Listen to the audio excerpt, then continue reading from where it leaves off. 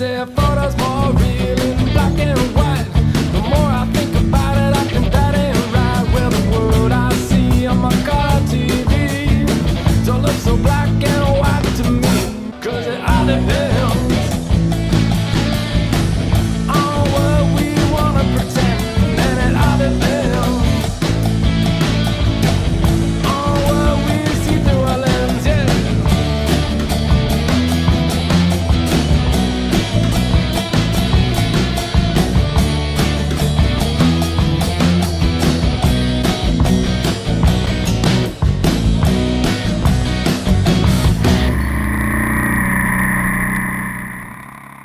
So here we are. John and I are off on another adventure. Williams Lake to Bella Coola. British Columbia Highway 20, 6 hours and 30 minutes approximately to Bella Coola from Williams Lake. That's about 450 kilometers. Yeah, it's going to be a great ride, and a little bit of work narrating this one. We actually done this ride 2 years back, so I got to dig in my weak memory bank. What are you saying, I'm slow or something? Is that what you're trying to say? Been a lot of stuff happening, boy.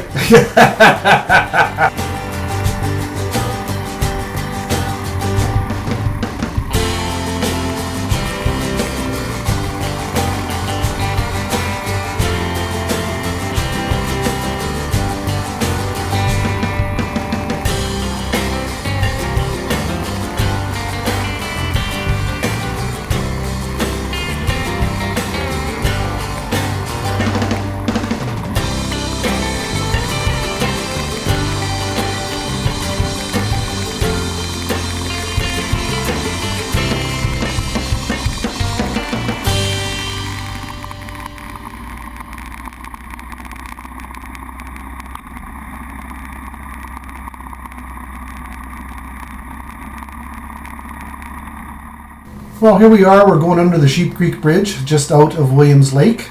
And Sheep Creek Bridge actually passes over the Fraser River. And this is the replacement for the original bridge. And the original bridge was, what, 1903?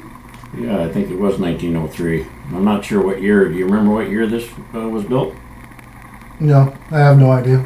Okay, we don't know. Hey, Pete, do you know what year this thing was built? Apparently you worked on the road. Yeah, I did. 1971. I had the opportunity of working for Standard General, and we repaved the road from Williams Lake, rebuilt the road and repaved the road from Williams Lake to Sheep Creek Bridge. It was quite a lot of stories to be told, but I won't reiterate any of them. Apparently one of the stories he doesn't like to tell too much is that shortly after he worked on this bridge, apparently he married a local girl. I don't know what that was all about. That was a guest appearance by Pete Andrews.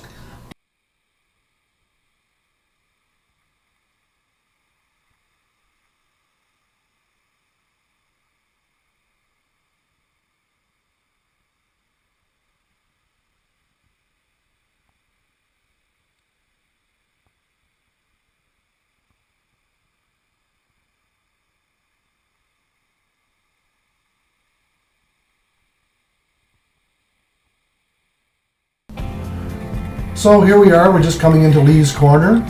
Lee's Corner, they have accommodations here as well as gas.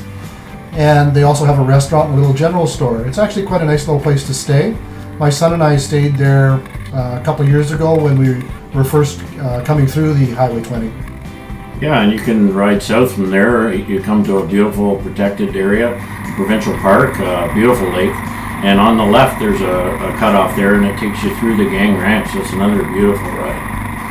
And ALEXIS Creek here, just a little bit further on from Lee's Corner.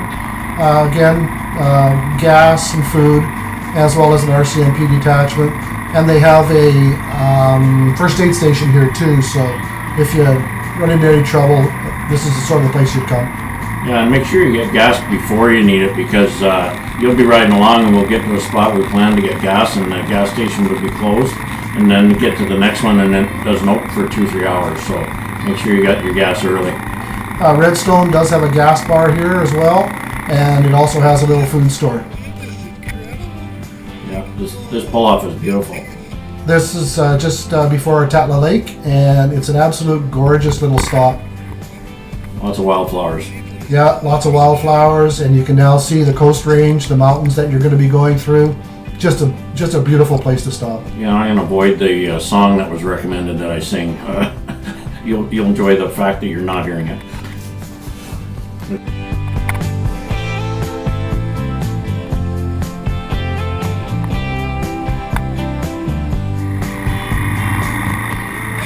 Okay, so here we are at TATLA Lake, and what John said about making sure your gas is always topped up is probably a good thing, because on the way back, we stopped here at TATLA Lake and the gas pumps were closed. We went over to have something to eat at the restaurant, and it was also closed. So yeah, it's probably a good thing to keep your stomach and your tank full. Yeah, that's what you'll run into on this road, so plan ahead. NIMPO Lake, actually NIMPO Lake is the float plane capital of BC. There's a lot of float planes here that service the backcountry lodges and that kind of stuff. Is that Sprout Lake? I think that's Sprout Lake that's back in there. Is there a Sprout Lake there? I believe that's where they store the big water bombers. Oh yeah, but that's over Vancouver Island. Sprout Lake's on Vancouver Island. Okay, I stand corrected. Lead narrator's just corrected me. Yeah, well, there you go. Get used to it. Well, we now just came into ANAHIM Lake. Not as Anaheim. Not Anaheim, John. I think it's Anaheim. It's ANAHIM, yeah. Okay, here we go again. They prefer to pronounce with the him on it because they get very upset about that for some reason. Okay, I'll follow the lead.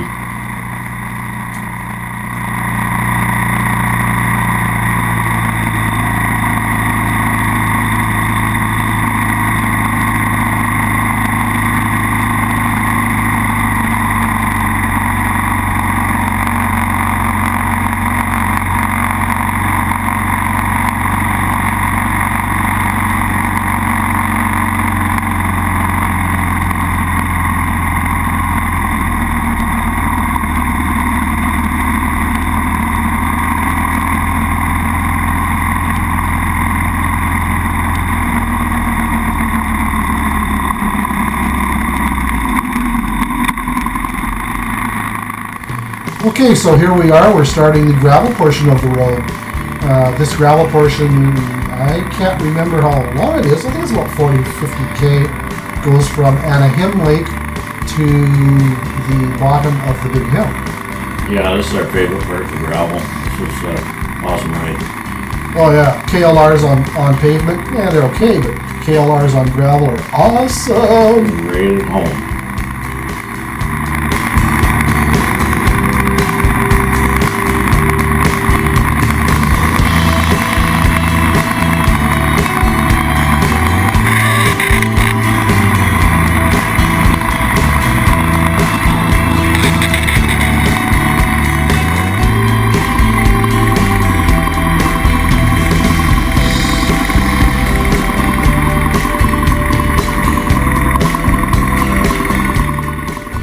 Yeah, so here we are. We're stopped at the top of the big hill. This is actually the entrance to Tweedsmuir Park. Yeah, it's we're going to be going down the big hill, and it's going to be a great ride. Yeah, just not that far from here is where the two bulldozers came together in 1953 when they actually built the road. And the road originally was called the Freedom Highway because it was the only road in and out of Bella Coola at the time. Quite the undertaking back in them days. Yeah, the province actually didn't want to build the road because they thought it was too expensive and they actually could never be built. Yeah, so the locals took it on, and that's how it got built. Yeah, it's you go from the sea level to 5,000 feet. That pullout where we were at is actually at 5,000 feet. We were darn cold there, I'll tell you. Wasn't it? Darn cold. Yeah, we had to turn our bar heaters on and because it was really cold. Nice save, by the way, John. Yeah, it was a bit of a slip there, wasn't it?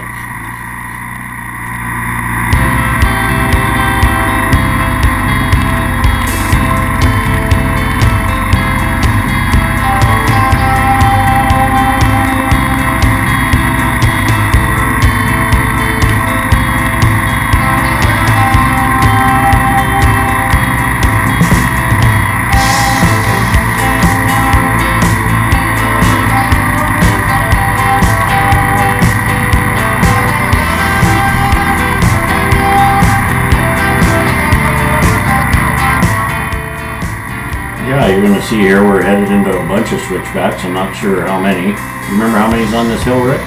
I honestly don't remember, John. All I know is there is a lot of switchbacks. And the other thing too, funny that you should mention switchbacks, was at one time you were not allowed to take trailers on this road.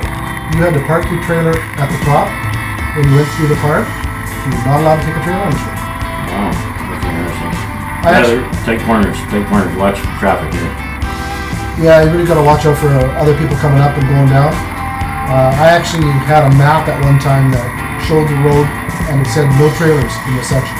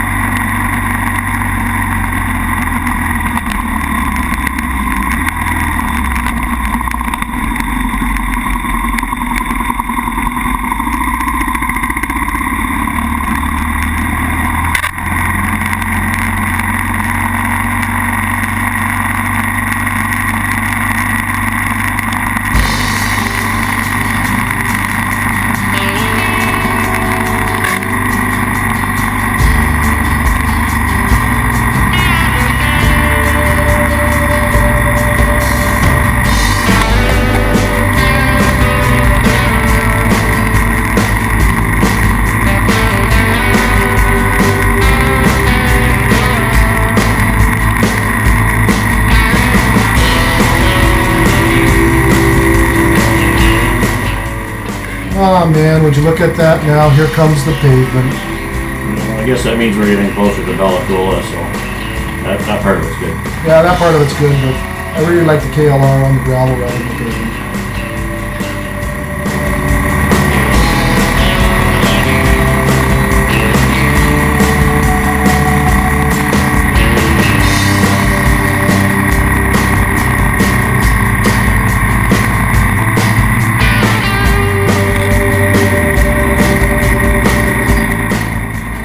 Hey John, I see you're standing up on the bike. What's all that about? A sore posterior? Is that the right word? Oh, that's what it is. Kind of wondered why you're standing up there. Yeah. Stretch that back.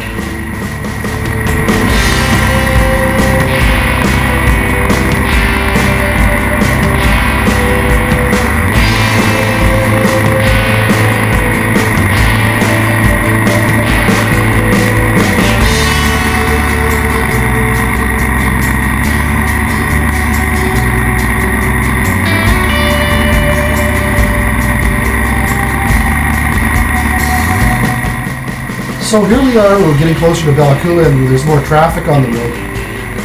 And the funny thing is, I noticed that every vehicle that went by in the other lane was waving.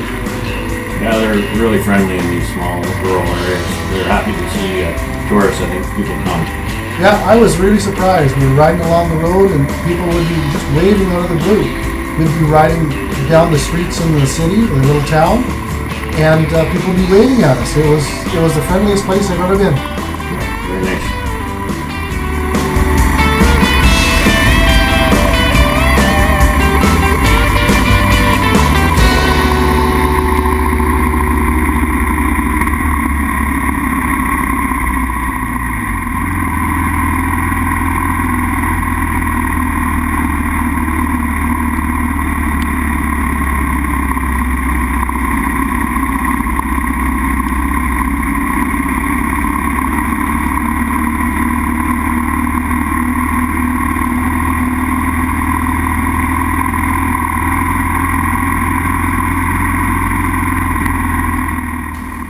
Now, here we are arriving at the Bella Coola Motel. Yeah, Rick had rooms reserved for us, and boy, I'll tell you, the scenery here, even with this rain, the way the clouds were around these mountains, it was just gorgeous. Yeah, it's really spectacular. The peaks are like 10,000 feet above the valley. The time we were there in September, they were snow-capped, and there was waterfalls coming down from them. It was just a beautiful place.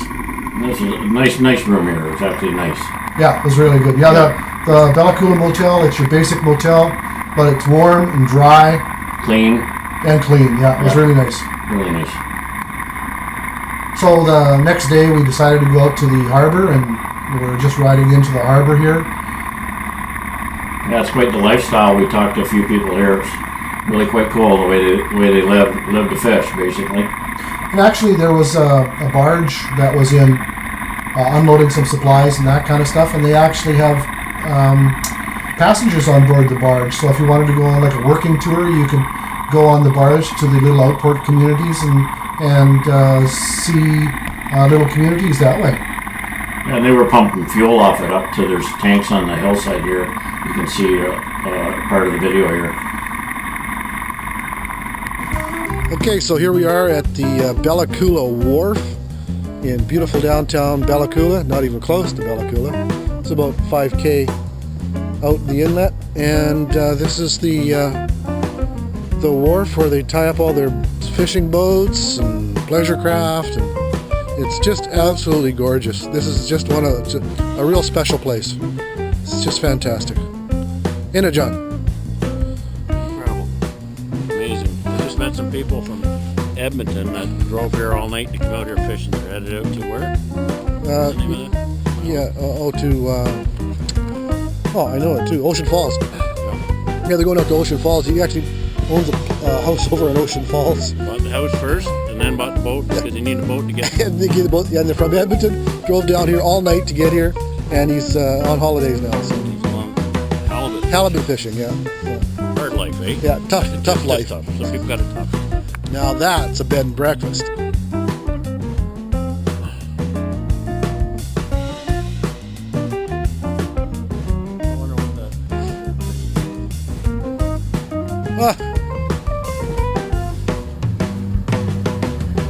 Too cool. Have a good day.